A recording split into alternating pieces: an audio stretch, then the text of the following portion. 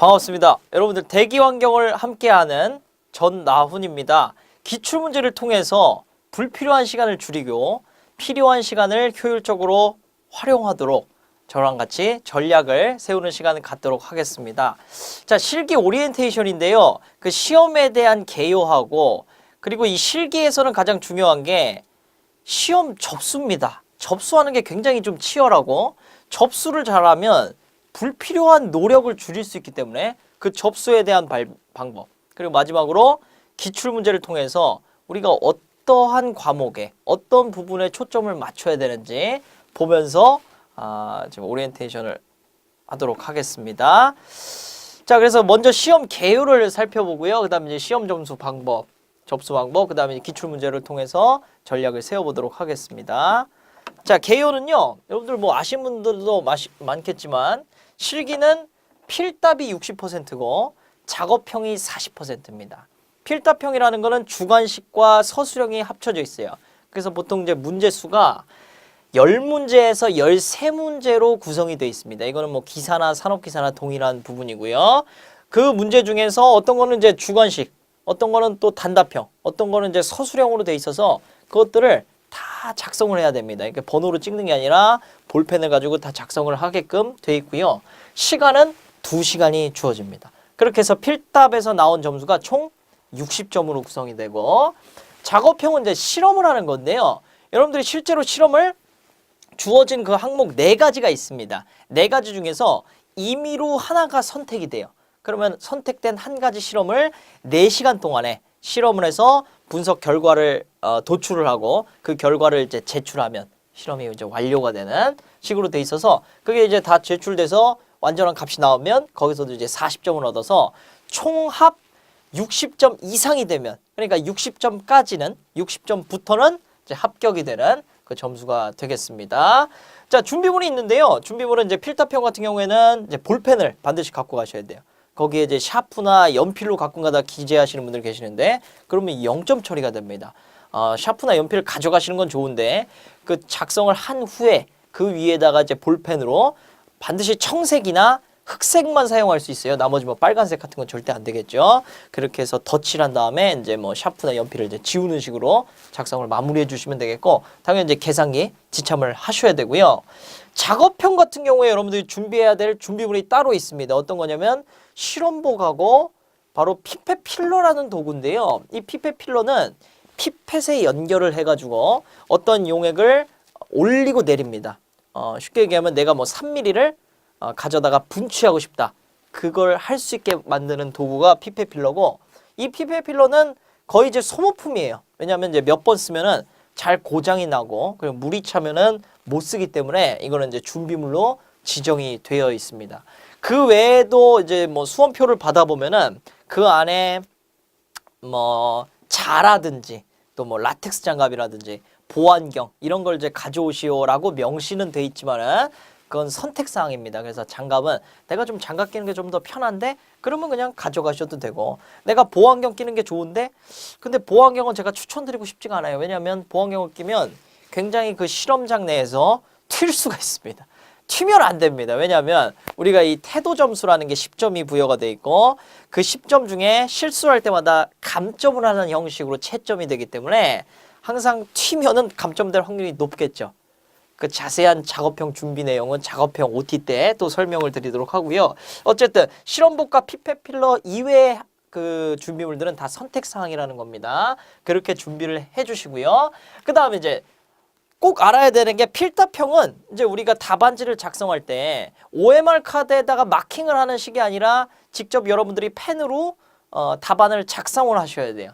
그 답안 작성하는 기본적인 틀이 있습니다. 양식이 있는데 그 양식을 지키지 않으면 감점이 들어갈 수 있어요. 그러니까 답이 다 맞더라도 배점이 6점짜리 문제라고 하면은 감점 될 때마다 5점 될 수도 있고 4점 될 수도 있고 이렇다라는 거예요. 그래서 그 감점이 안 되게 하는 그 규칙을 설명드리겠습니다. 첫 번째, 소수점 정리예요. 그래서 문제를 푸실 때는 중간 계산은 소수점 넷째 자리까지 하셔야 되고요. 최종 답은 셋째 자리에서 반올림하고 반드시 마지막에 단위를 기입을 해야 됩니다. 그러니까 예를 들면 이론 공기량을 구하시오. 이론 공기량은 이론 산소량 곱하기 자, 0.21분의 1 뭐 이런 식으로 해서 식을 만들죠. 그럼 그 안에 중간 계산. 이론 산소량 구하는데 이론 산소량이 뭐 1.867 어쩌고 뭐 저쩌고 뭐 5.6 뭐 0.1 뭐 이런 식으로 됐다고 그냥 할게요. 임의로. 그렇게 해서 뭐 답이 나오면 뭐 2.46 땡땡땡땡 나오는데 이거를 뭐 3, 4까지 딱 끊어서 중간 계산을 해 주셔야 된다는 거예요. 무슨 얘기인지 아시겠나요? 그러니까 계산기상으로는 뭐 여기 6 나올 수도 있고 뭐 7 나올 수도 있고 이렇게 되잖아요. 그걸 올림이나 내림을 하지 않고 그대로 그냥 넷째 자리까지 끊는다라는 겁니다. 중간 계산에서. 중간 계산에서는 단위를 기입하셔도 되고 안 하셔도 돼요. 그래서 내가 자신 있으면 하고 이 단위가 확실히 자신이 없어요. 그럼 안 쓰시는 게 더 유리하겠죠. 그렇게 준비해 주시고 마지막에 이제 최종답을 쓸 때는 반드시 이렇게 나왔다고 하면 셋째 자리에서 반올림 해서 단위까지 이렇게 기입을 해서 마무리를 하셔야 된다는 거예요. 무슨 말인지 이해되시죠? 이렇게 소수 점 정리해 주시면 되고요. 그 다음 이제 풀이를 작성할 때 사실 이건 정답은 없습니다. 근데 제가 자랑 좀 할게요. 그 필답형 시험을 볼 때 그 60점 만점에 60점 만점이 나왔어요. 그래서 저 나름대로 그 답안지에 대해서 감점이 안 되는 답안지라고 자부를 하고 있고, 그래서 그 출제위원의 의도가 뭘까? 저 끊임없이 이제 고민한 결과 깔끔한 답안지를 만들려면은 이러한 포맷을 갖춰야 된다는 거예요. 첫 번째 어떤 거냐면 산식을 맨 위로 위치를 시킵니다. 여기서 얘기하는 산식은 어떠한 숫자 조합을 가지고 더하거나 나누거나 기타 등등을 해서 그 답이 나올 수 있게끔 또는 답에 해당되는 인자가 포함되어 있는 식을 갖다가 산식이라고 합니다. 지금 말은 좀 어렵겠지만 예를 들어서 문제가 건조 배출가스 중에 SO2의 농도를 구하시오. 뭐 그렇게 나왔다는 거예요. 그러면 산식이 SO2의 농도인데 이거 뭐 ppm이다. 이렇게 세울 수 있고 건조 배출가스 중에 GD 중에 SO2가 저거다 라고 얘기할 수 있다는 거예요. 이해되셨나요? 이렇게 해서 산식 세울 수 있고, 자 지금 예를 들어서 가져온 여과 집진기의 여과포의 개수를 산정한다. 저걸 가지고 산식하고 최종 계산 마무리하는 것까지 한번 보여드려 볼게요. 자 그래서 맨 위에다가 산식을 일단 위치시킵니다. 여과포의 개수를 산정하는, 그래서 개수를 구할 수 있는 식을 한번 곱하거나 나눠서 만들어 보니까 우리가 알다시피 전체 유량을 한 개 유량으로 나누면 돼요. 이 식을 한 번 더 풀어보면 전체 유량을 한 개 유량은 뭐 파이 d L 이런 식으로 계산이 되죠. 파이 d L VF. 자 이렇게 해서 산식을 만드는 겁니다. 이 개수를 구할 수 있는 그 식을 써놓고, 그 다음에 이제 중간 인자 뭐 QF가 어쩌니 뭐 지금 D가 어쩌니 뭐 VF가 어쩌니 이렇게 중간 인자들을 다 쓴 다음에 마지막에 최종답 쓸 때는 땡땡땡 여기서 나왔던 산식으로 마무리해 주는 거예요. 여기 나왔던 뭐 QF가 뭐 2000이었다. 파이가 어식이었다. 그 다음에 직경이 뭐 3이었다. 뭐 길이가 10이었다. VF가 5였다 해서 이것들을 다 집어넣어서 최종답을 산출을 해주면 된다는 겁니다. 정리는 소수점 셋째 자리에서 반올림해서 단위까지 써주시면 됩니다. 하실 수 있겠죠. 이러한 포맷으로 할 거고, 저와 같이 이제 1강부터 이 포맷으로 이제 다 연습할 거예요. 모조리 모든 문제들은 다 이 포맷으로 풀 겁니다. 그래서 여러분들도 절대로 그 공부하실 때 귀찮다고 필기 공부할 때처럼 그냥 아무도 모르게 막 풀이를 막 쓰고 계산기상에서만 막 구해가지고 답 나오게 띡 눌러보고 그러면은 절대로 실제로 시험장 가서 이거 팍 쓰려고 하면은 안 써져요. 막 시간 오버되고 손 떨리고 식은땀 나고 별일 다 일어날 수 있으니까 그렇게 하지 마시고 처음 시작할 때부터 이러한 방법으로 연습을 하시기 바랍니다. 아셨죠? 자, 좋습니다. 이렇게 해서 시험 개요로 알아보고 그 다음에 중요한 게 뭐라고요? 그렇죠. 콘서트 티켓팅을 티켓팅하고 거의 맞먹는 정도의 그 정도의 힘듦을 가지고 있습니다. 이 실기 시험 접수가 그만큼 치열한데요. 그 이유는 뭐냐면 이 세 가지로 좀 설명이 될 수가 있어요. 자, 설명드리겠습니다. 제가 이렇게 달력을 좀 가져왔는데요. 임의로 15일자에 제가 노란색으로 체크해 놨습니다. 그래서 이 15일자는 필답형 시험 일자를 제가 임의로 그냥 체크를 해 놓은 거예요. 자, 실기 시험 접수가 딱 시작됐습니다. 보통 언제 시작되냐면 필기 시험이 끝나고 2주 뒤나 3주 뒤에 월요일 아침 9시에 실기 접수가 시작이 돼요. 그래서 월요일 아침 9시에 딱 큐넷 사이트 들어가가지고 보면은 뭐가 뜨냐면요. 필답형 날짜와 장소를 고르시오 나와요. 자, 골랐습니다. 내가 선호하는 지역이 뭐 내 집 근처겠죠. 그렇게 해서 하시고 필답형 날짜하고 장소 고르는 데는 전혀 어려움이 없어요. 왜냐하면 필답형 날짜는 딱 정해져 있습니다. 항상 일요일로 정해져 있어요. 그래서 오전에는 기사가 시험을 보고 오후에는 산업기사가 이렇게 시험을 봅니다. 그렇게 해서 날짜는 정해져 있고 장소 고르는데 굉장히 그 자리가 많아요. 막 몇백 개씩 있기 때문에 그건 어렵지 않은데 문제는 바로 여기 있습니다. 이 작업형. 제가 지금 명암으로 회색으로 이렇게 처리한 걸 여러분들 보시나요? 보이시나요? 자, 이 회색으로 처리된 게 뭐냐면 작업형 장소와 날짜가 열리는 그 날짜입니다. 그래서 이렇게 그 필답형 시험을 기준으로 해가지고 그 전날부터 해서 2주간 정도로 형성이 돼요. 근데 여기에 다 뭐 인천에 16일, 17일, 18일, 19일, 20일, 뭐 서울에 17, 18, 19, 20 뭐 이렇게 쭉 형성되는 게 아니라 인천에 16, 17, 18, 26, 27 이런 식으로 선출되고 서울에 뭐 23, 24, 25, 28, 18, 17 뭐 이런 식으로 형성되고 대전에 뭐 19, 21, 22 이런 식으로 막 형성이 된다는 거예요. 그렇기 때문에 여기서 막 혼란이 오고 그럼 어느 날짜를 해야 되지 했는데 제가 이번에 뭐라고 써놨냐면 가능한 날짜를 뒤쪽으로 하는 게 무조건적으로 유리하다는 거예요. 자, 그 이유를 제가 설명드릴게요. 왜 그러냐면 작업형 항목이 4가지가 있다고 설명을 드렸어요. 그래서 첫 번째 암모니아, 두 번째 염화수소, 세 번째 황산화물 중화적정법, 그리고 황산화물 침전적정법 이렇게 4가지 항목으로 구성이 되어 있는데요. 한 회차에 나올 수 있는 항목은요. 단 2가지입니다.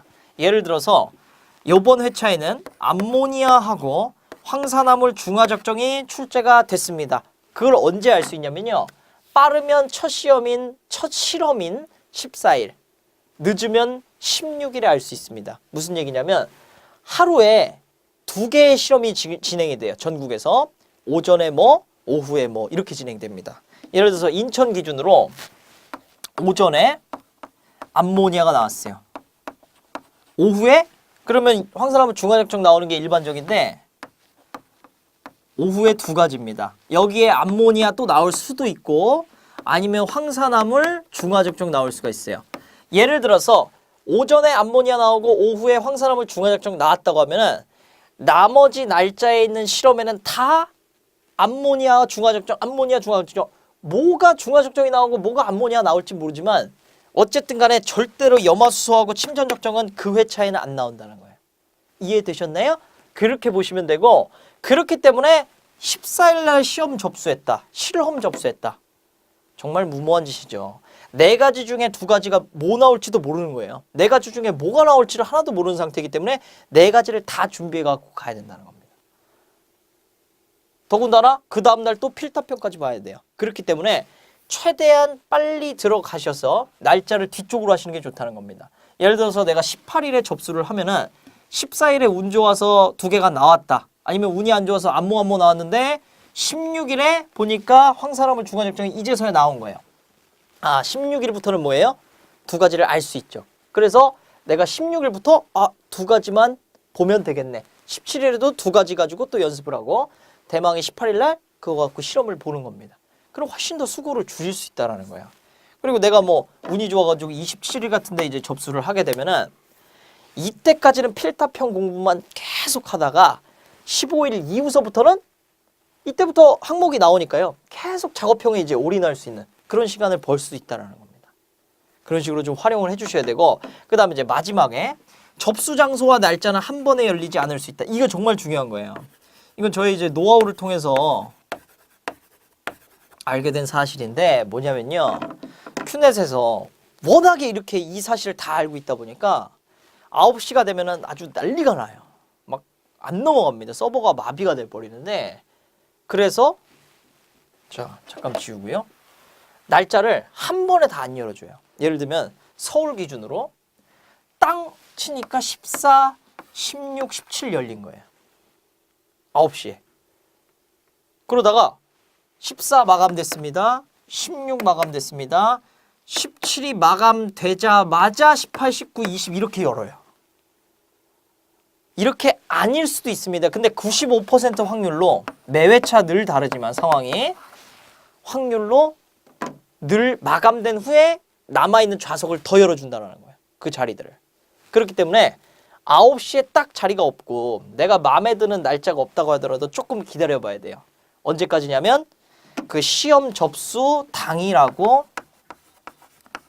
그 다음 날까지는 기다리셔야 됩니다. 그러니까 월요일 날 접수하면 적어도 화요일까지는 기다려볼 필요가 있다는 거예요.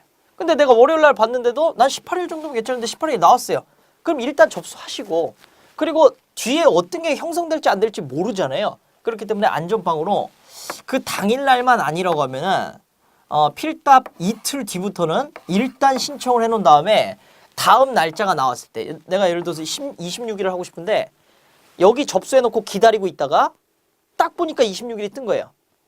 그 원서 접수 현황을 보면 알 수 있습니다. 26일 딱 보면은 떴어요.